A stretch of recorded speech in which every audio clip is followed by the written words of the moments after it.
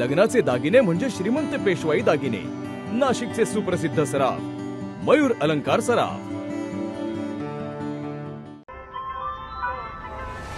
ताज्या बातम्यांसाठी नाशिक न्यूजच्या YouTube चॅनलला सबस्क्राईब करा आणि बेल आयकॉनला प्रेस करा।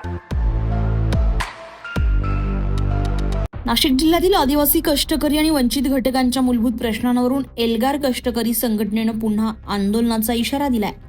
15 ऑगस्ट रोजी मुंबई नाशिक महामार्गावरील वाडीवरे येथे संघटनेच्या वतीनं रास्ता रोको आंदोलन करण्यात आलेलं होतं।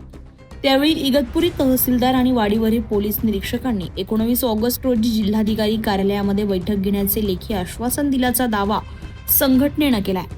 मात्र 19 ऑगस्टला पदाधिकारी आणि कार्यकर्ते जिल्हाधिकारी कार्यालयात उपस्थित राहूनही बैठक झाली नसल्यानं संघटनेनं नाराजी व्यक्त केली आहे।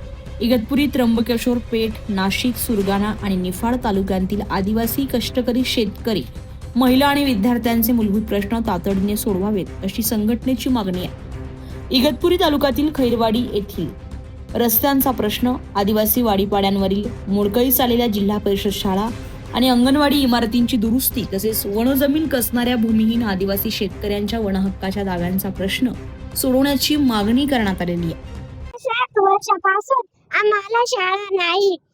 आम्ही पत्र्याच्या शेड मध्ये शाळा शिकत आहोत। आम्हाला शिक्षणासाठी इमारत द्या, नाहीतर बकऱ्या द्या। हीच आमची शासनाची मागणी आहे। वारंवार निवेदन, आंदोलन आणि आश्वासनानंतरही प्रश्न मार्गी लागत नसल्याचा आरोप करत दिलेलं आश्वासन पाळलं नाही तर 24 ऑगस्ट रोजी पुन्हा आंदोलन करण्यात येईल असा इशारा एल्गार कष्टकरी संघटनेचे संस्थापक अध्यक्ष भगवान मधे यांच्या नेतृत्वाखाली देण्यात आलाय। छोटी ओळख नाव सायनाथ गावंडा। गेल्या 11 वर्षापासून आम्ही इमारत मागत आहोत शासनाकडे। आमचे लहान मुलं अक्षरशः शेडमध्ये शाळा शिकत आहेत, त्यांना बसायला पण जागा नाही। अक्षरशः ते बाहेर बसतात पाण्या पावसात।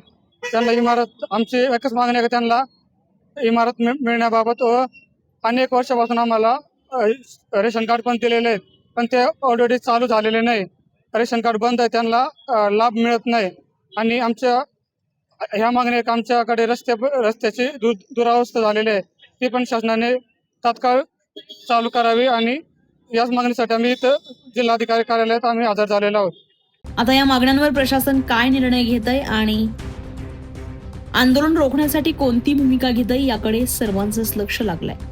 संजय परमार, नाशिक न्यूज, नाशिक। ताज्या बातम्यांसाठी नाशिक न्यूजच्या YouTube चॅनलला सबस्क्राईब करा आणि बेल आयकॉनला प्रेस करा।